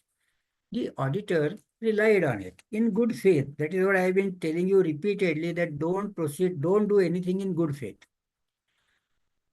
And in the next year, these 5 bank statements were located, and there was a total effect of hardly, the total collection of the trust was 8 crore rupees in the year 2000. So you can imagine the magnitude of the institution. But here, there was a net difference of 15,000 rupees credit because the trust had a savings account and there was some interest being allowed by the bank. 15,000 rupees was shown in the balance sheet directly as opening trust fund in the balance sheet, add previous year's adjustment. 15,000 rupees. Now in the scrutiny, this point never came up. In the appeal, it never came up. The appeal was on some other count. Appeal was on the exempt nature of the income, whether it is taxable at all, the other aspect. Nobody has even given any cognizance of this particular small paltry amount of 15,000 rupees. In those days, so there was no issue on the assessment, there was no issue in the appeal. Unfortunately, in those days, ATG had to be renewed. Now, up to October 2009, ATG certificate had to be renewed every 3 years. In between, that particular thing was issued as a permanent basis, and now again, from 2021, you have to apply every 5 years and get it renewed. In that course, that particular Commissioner of Income Tax of that Bangalore, he had a particular vengeance against the Chartered Accountants community. In one go, he filed a complaint against around 11 chartered accountants for the technicalities. Now, he asked his assistant to verify what was this 15,000 rupees. He told that 15,000, this was earlier, it was not located. Then they said, why did the auditor not make any comment in the audit report on this? Now, this is the thing that happens. He said that yes, the subsequent audit, he presented it also, but there was no comment in the audit report. He said it is negligence. Unfortunately, our disciplinary committee also, for such a paltry thing, held both the chartered accountants as guilty, and there was a punishment of 3 months suspension. Remember, now this is this is very sad and very painful. Fortunately for them, in those days under the old law, all the punishments and the decisions of the council were required to be endorsed by the High Court. And the High Court takes its own sweet time. Even 30 years the cases are pending, but fortunately this was taken on a priority basis. And the High Court took a very practical view, and High Court said that no, only a reprimand is a good enough punishment. Because see, this was highly technical. The lesson for us is that don't ignore even the smallest of the lapses. Don't ignore that. Wherever you find anything which is irregular, make a comment on it. I know it is very easy for me to advise this, but very difficult to implement. But unfortunately, our professionals are so, they lack courage. And therefore, they are having a sense of insecurity always. They feel that if they make any comment or adverse or whatever, they will lose that client. Client is not even bothered what you write on these technicalities. In fact, unfortunate part of the profession is that the client does not even appreciate what you are doing and how much you are spending and how much burden you are carrying for that client. They say that these accounting standards, this is only for you only. We have no role to play and we have no principle or no responsibility for that. But remember that whether your misconduct affects any other person adversely or not is irrelevant as far as the disciplinary mechanism is concerned. Then sometimes what happens is that the chartered accountant does some error, does commit some error in the accounts, then he tries to, next year he tries to make up for that particular error and he gives a revised thing. Now there are specific guidelines about the revision of the accounts. And there is rather prohibition that if at all it is circulated or if it is submitted to the government authorities, then you cannot revise it. So if you cannot revise it, and many people even do not mention that it is revised. Even if it is revised, then they should mention the reason for revision. Now, next principle which is there, which you can see on the screen, is about this time barring. 7 years time barring. So that I have already explained that time barring is a very loose type of time barring, and it's not a blanket or rigid time barring unlike in Income Tax Act. Then the next principle is that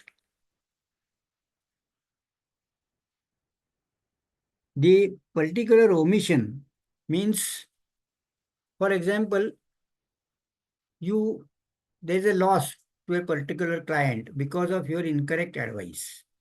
For example, you missed out on the provision of Section 50C of the Income Tax Act, or you missed out on the requirement of Section 56 of the Income Tax Act. Because of that, the client had to suffer and he had to pay interest tax penalty. Now, what you do is you go to the client and say, "Arey, because of me, you suffered. So I am compensating you for all this.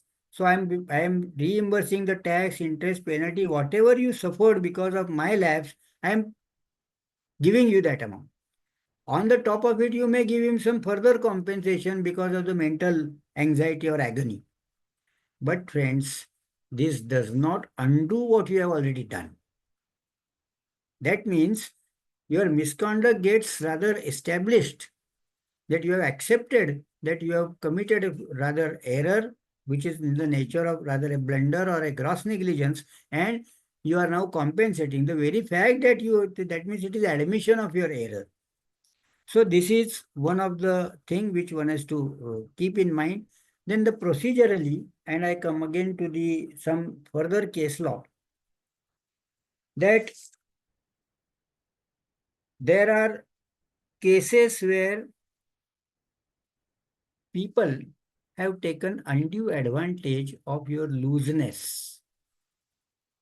There was some dispute of a chartered accountant with a client, with a lady client, and the dispute was on the grounds of principle that she expected him to sign some balance sheet which was not actually proper for him to do, so he refused it. But then it turned out that she was belonging to the underworld people, and her husband had been killed in a police encounter, and the underworld was protecting her. And because of that, they made the life of the chartered accountant very miserable. But what she did was, when the mobile of that particular chartered accountant was lying on the table, and she was a very familiar person coming to the office, so she knew the unlocking and other things. So she sent very obscene and dirty events to herself from his mobile. And she took the photo of that particular screen and approached the police. Nowadays, it is very common for the people to approach all the forums. Like they will go to the consumer court, they will go to the police, they will go to the CBI, so many things they will go. They will also go to some other institution, and they also will go to the institute. So all these things we have to face. So procedurally, when a complaint is made, that complaint is passed on to the respondent. Respondent is usually expected to give his explanation, what is called as written statement, within 21 days. Then in those 21 days, if you are not able to give the written statement, then you can get maximum 30 days extension. There you file the written statement. That written statement is passed on to the complainant. Complainant can make a rejoinder. That means his comments on your written statement. That rejoinder is not shared with you. After these 3 documents, the disciplinary directorate, they process the complaint, and if at all they need for any further information, they ask for it. Then they give a very proper and fairly drafted report, which is called as prima facie opinion. Based on all this information, the complaint, the return statement, and the rejoinder, and the additional information, whether you are one of the practical things where additional information is required is, for example, if any of your documents is in a regional language, then they ask you to give an English translation. Or, for example, if there's some case is based on some local law, like state law, like State Cooperative Act or State Public Trust Act, then they ask for the provisions of those acts. These are the usual things that they ask for. And the third most important thing they ask for is the working papers. This is very common. Working paper they ask, and if you have not maintained working paper, then you had it. So in that prima facie opinion, suppose there are say 8 or 10 allegations, they will say that on 6 you are not prima facie guilty, on the remaining 3 or 4 you are prima facie guilty. That is presented to the BOD and the disciplinary committee as the case may be, depending on which particular schedule is affected or is attracted. Then disciplinary committee or the board of discipline may either concur with the views of the director of discipline, or they may defer totally, or they may agree partly. Accordingly, even if you are held guilty, if you are held not prima facie guilty on even on one count, then the matter is closed and you simply receive a letter that the matter is closed. But if you are held guilty on even on one count, then there is a hearing. If it is a first schedule, it is before the BOD. If it is a second schedule, it will be before the disciplinary committee. After the hearing, the disciplinary committee or the board, as the case may be, they pass what is called as the findings. You can say, call it as a report. And that is also a very comprehensive report. And they say that, yes, you are finally guilty on this particular item of misconduct from the schedules or other misconduct. Now, even the other misconduct is codified, so it will be in the schedules. Once that is done, if you are held finally guilty, then again you are given one more opportunity as to what punishment should be awarded. So this particular part, again, once that punishment is awarded means the order is passed. That means there are 3 usually documents received from the institute side. One is prima facie opinion. Second is the findings or the report of the committee. And the third is the order. That order is appealable. So the order is appealable, and you can appeal on any count, like for example, that the fact that you are held guilty itself you are disputing, or even if you are held guilty, the punishment is disproportionate. All that you can argue before the appellate authority. Now, I will come to the punishments, because since I have to deal with the practical aspects and with the case law also, there are many cases which are there in my stock. There is one very interesting case that has come up. Banks are usually asking for end use or utilization certificate. Now there was a gymnasium company, very reputed company. They wanted to go in for expansion, and they had decided that they will go for say 9 or 10 different locations for the branches of their gym. That gym was very famous in that particular locality. They had taken loan from a bank, and at every location the equipment worth rupees 3 crores was there. And the vendor of the equipment, the bank made a direct payment to the vendor, remember, as much as 27 crore rupees. Now the bank was reputed, the company was reputed, and the terms of the sanction mentioned that the editor should give the utilization certificate. Now remember, in good faith, what the auditor thought, he asked the company that where are the equipments? They said, "Arey, abhi tak interior baki hai, all these places. There, once the interior is done, the delivery of the equipment will be there." Now he accepted it in good faith. That is the trouble, friends. Because finally what happened, that there was a big scandal the bank had, the auditor in good faith and innocently thought that the bank has directly disbursed it to the vendor. Now bank also has to verify certain things basically. Now that they have done. Now that means the utilization is done. What further is required to be seen? The pro forma invoice was there, though delivery challenge could not be there at that point of time. Now friends, you have to apply your mind as to what further he should have checked. In the given scenario, see, it is easy to say that no, if the delivery was not there, then you should not have issued. It is very easy. On practical life, when these situations arise, what exactly one should do? What kind of documentation that one should have?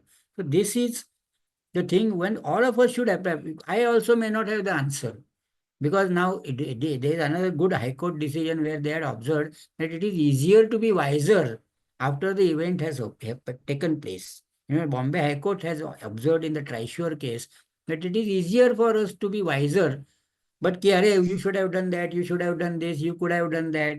But the High Court has very nicely observed there that you should place yourself in the auditor's position when he was conducting the audit. At that time, what are his limitations? What are the record available before? He cannot proceed with the suspicion. He cannot proceed with the fault finding mission. He cannot also proceed on the fraud detection mission. So in that scenario, what was proper for him and whether he had taken that care? Because remember, friends, audit we have to do within a limited time with limited resources. Investigation, they have all the time in the world. They have got so many wide powers. Whereas during the limited time, when deadlines are there, when compliances are there, you cannot expect an auditor to travel beyond a particular limit. But that does not mean that you should not follow the standards on accounting. And one of the most important standards I am repeating is the third party evidence. Now, there are many things which I have to skip, but then I'll give you one or two more cases as an example, so that should bring you a wider spectrum of the scenario or the wider spectrum of the case studies or what type of things are happening. Fortunately, there are pressures, friends. Pressures from the management. If you are issuing a qualified report, there could be even threat to your life. In fact, when I was doing my article, there was the famous notorious case of this Dhanbad tragedy. Means the chartered accountant was raising some queries and the management, their fraud was getting exposed. Now, I should not mention this because otherwise you will get further frightened that there was a dead body of that auditor found in the next day. This is, and I have come across only one such scenario where there was pressure, gunpoint pressure on a chartered accountant, a young chartered accountant of say 35. But he did not succumb to that pressure and he said, you can kill me, but I have shared all these things with my 5 partners. That was a solitary example in my life, and but that chartered accountant had shown that much of courage. But otherwise, we are very accommodative and very rare that a chartered accountant comes out with the boldness and the courage to point out the flaw in the audit. And we are always sort of, apprehensive that ab ye client jayega hamara.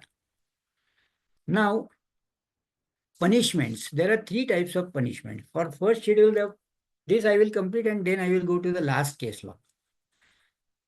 Punishment is, for the first schedule, reprimand. These are the direct punishments prescribed. Reprimand, then the suspension of membership for a maximum period of 3 months. Now it is going to be extended to 6 months, and fine up to rupees 1 lakh, which is now being doubled up to 2 lakhs. But as I told you, that the punishment, if at all the same firm, the 2 partners are held guilty within a span of 5 years, the firm can directly be punished. So that is for the first schedule. Second schedule also, first is reprimand, that means just a warning. Second is suspension for any length of time, it could be even permanent. And the last is fine up to rupees 5 lakhs, which is proposed to be increased to 10 lakhs rupees. So these are the punishment. But indirect punishments are more severe. Indirect punishments means you are disqualified or you are ineligible for being appointed as auditor. For example, RBI, CNAG, they may blacklist sort of, then you are not eligible to be appointed. Now, even for the private sector under Section 139 of the 39 of the Companies Act, you have to make a disclosure whether there are any proceedings against you or any of the partners or any of the members of your office. Now, these proceedings, friends, technicality, let me mention that when you are held prima facie guilty, that is the point of time you can say that the proceedings have been initiated. Otherwise, there are certain preliminary inquiries like, complaint, rejoinder, those things where there is no proceeding still against you. Once you are held prima facie guilty, that is the point of time you have to say that, yes, there are proceedings against me. So this is very important point. But that you lose the client or you lose the work. So that is the revenue loss. See, punishments are 1 lakh, 2 lakh fine or even 10 lakhs fine, but you may lose the revenue of 50 lakhs also. So that is another one thing. Secondly, it's even if you are restored, like after 3 months suspension, for example, you can reapply for membership. Then your seniority is 0. That means that is the first day of your practice, as if you are starting from the scratch. And then your eligibility to train articles also is again nil. And then it is a stigma that keeps on biting your conscience that, array, you are held guilty. And then in the social media, also, it gets a lot of bad publicity.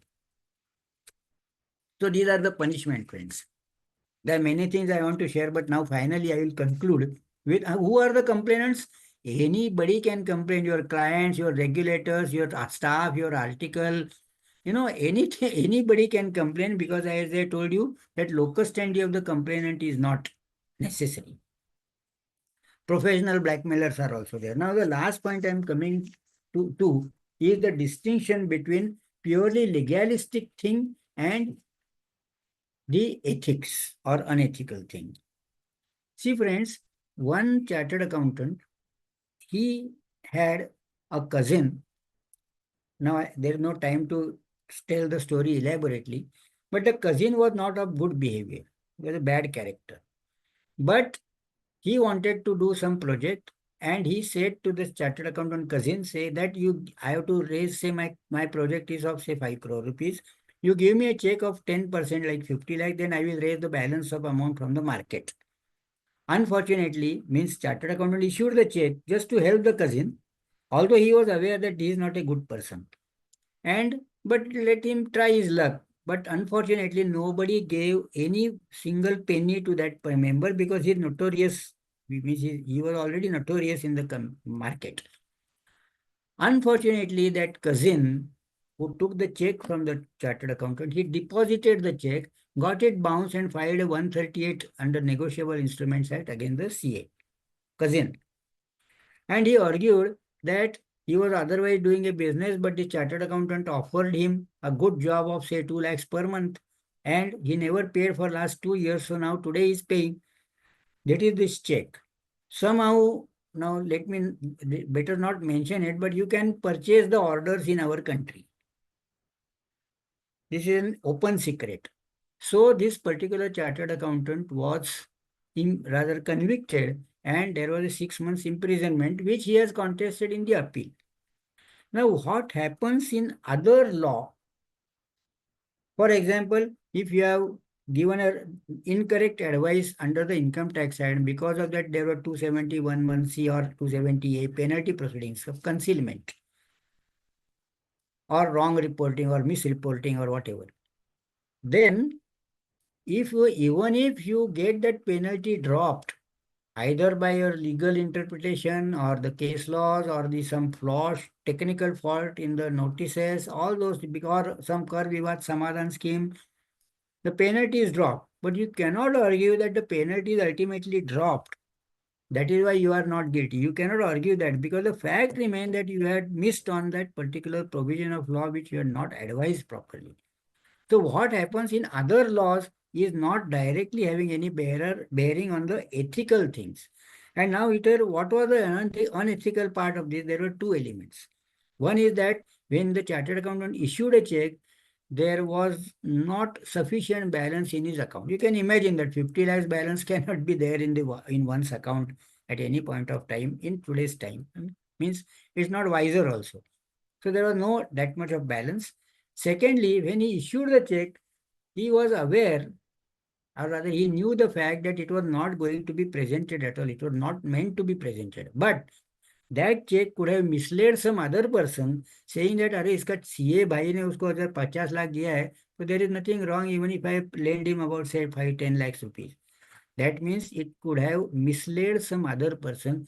These are the unethical aspects of it. So friends, there are many other things which I can share, but let me again express my gratitude to the Ethical Standards Board and all the coordinators and organizers for giving me this opportunity to share my experiences in the field of this disciplinary mechanism and the ethics.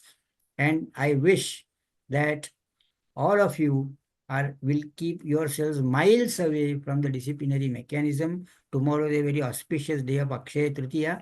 So please take more care, take more precaution in discharging all your professional functions so that our profession again regains the dignity and the grace and the bright image which earlier it enjoyed.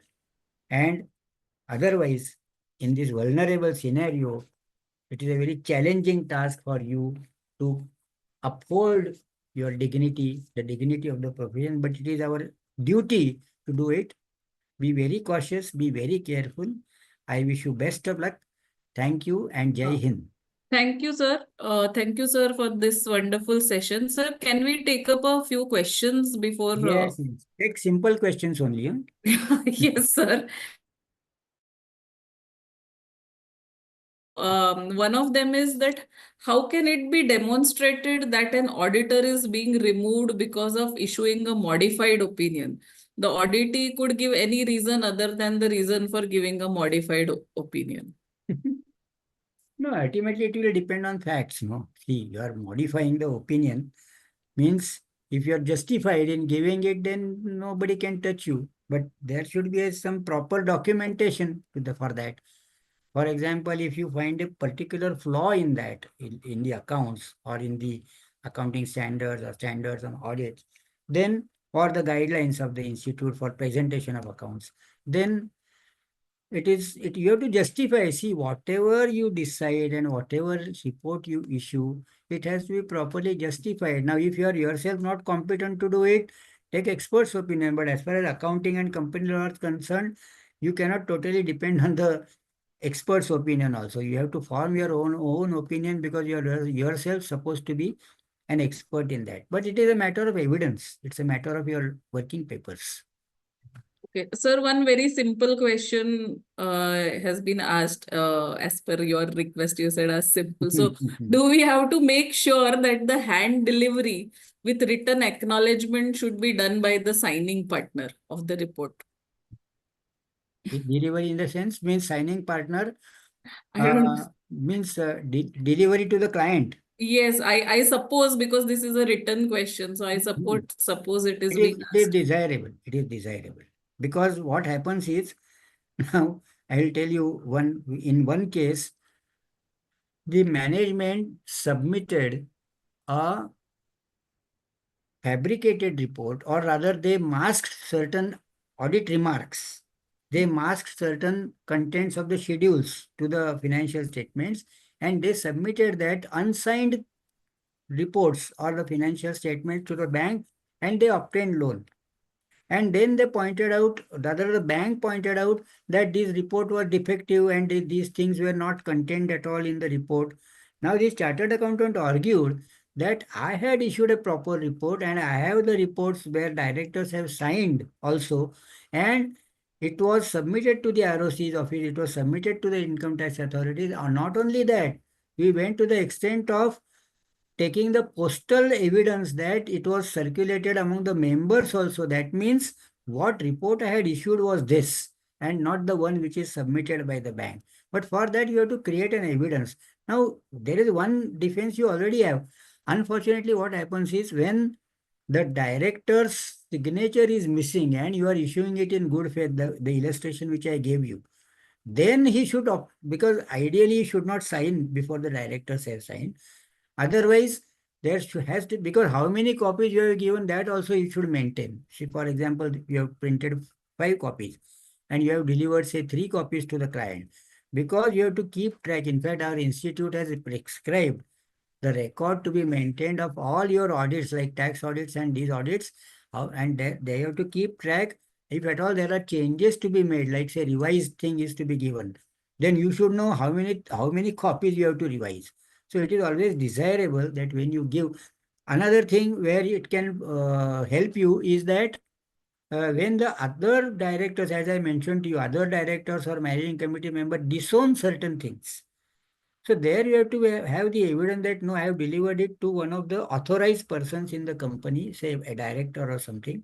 It is always better. So documentation and the evidence, as we have inward outward register, so that kind of thing is always advisable to maintain.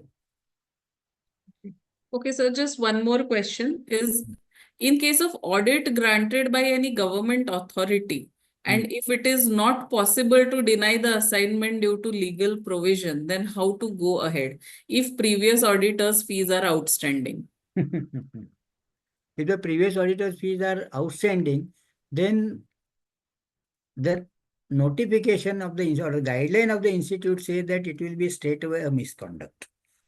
And therefore, I would advise that you have to point it out to the client that under this scenario, it is not possible more to accept. Otherwise, you ensure that the previous auditor's fees are paid.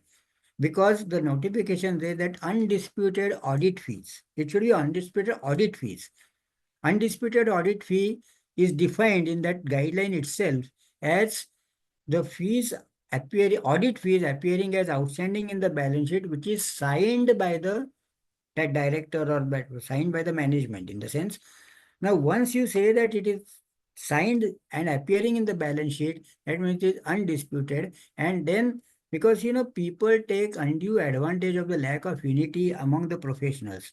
So in this scenario, you should have the courage to refuse, because that only will convey the solidarity and the unity among the professionals. Otherwise, people are taking undue advantage of it. So in my opinion, to the best of my knowledge, there is no way in which you can accept it. Okay. Sir, Ashish ji, should I take? There are one or two more questions. Should I take, or should we close and then later on we can? Okay, 1 or 2 questions, ma'am, we can take. Yes, we can Okay. take. Okay. So there were a few similar questions. I am skipping that. There is one question that if statutory appointment letter is for 5 years, then in such case, can we have to, do we have to give the engagement letter every year, or? No. There is a clarification there in the essay itself that if it is a repetitive assignment, you need not give.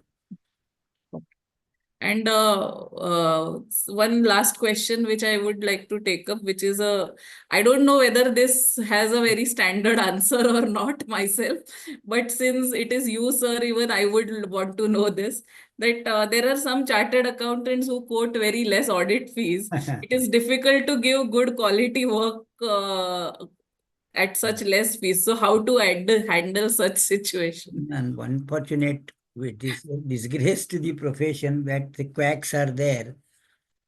Fortunately, when there is a tender and other things, there is a guideline there of the institute that the person who is issuing the tender has to quote the minimum fees.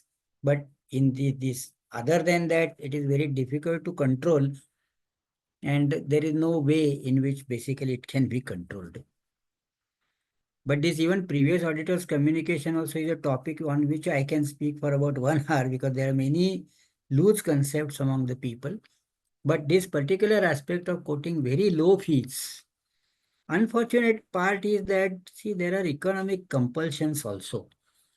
Unfortunately, despite passing such a tough exam, the financial, level of earning, and especially in the Mofussil area, is pathetic. The quality of the work is also pathetic. People are taking us for granted and they pay ridiculously paltry fees to the chartered. They don't understand and recognize the value of our services. That is the most painful part of the profession. But otherwise, technically and legally, you have hardly any remedy. Okay. Thank you, sir. Mhm. As far as I am concerned, I have been listening to you for the entire session, and it was really very enlightening. And it reminded me that ethics is not about just compliance, it is about character and professional responsibility. So, Right. yes, sir. Credit. Uh, now, I would like to request our Secretary of ESB, Bhatnagar, sir, to please give a formal vote of thanks to our speaker today. Yeah. Thank you, madam. Good evening to all. I am Ashish Bhatnagar, Secretary to Ethical Standard Board. I thank CN Vazir sir for the excellent depiction of the topic in his wonderful usual way, connecting with the audience so well. And Vazir sir has been a speaker for Ethical Standard Board since a very long time. I also thank CA Neha Phadke madam, the treasurer of Pune branch of WRC of ICI, for the moderation of the event. I also thank the chairman and vice chairman sir for in absentia. I also thank all of you for watching the webinar. Keep watching the webinars of Ethical Standard Board. Thank you. Thank you. Thank you, Ashish ji. Thank you. Thank you, sir. Thank you very much. Thank you, sir. Yes, yes.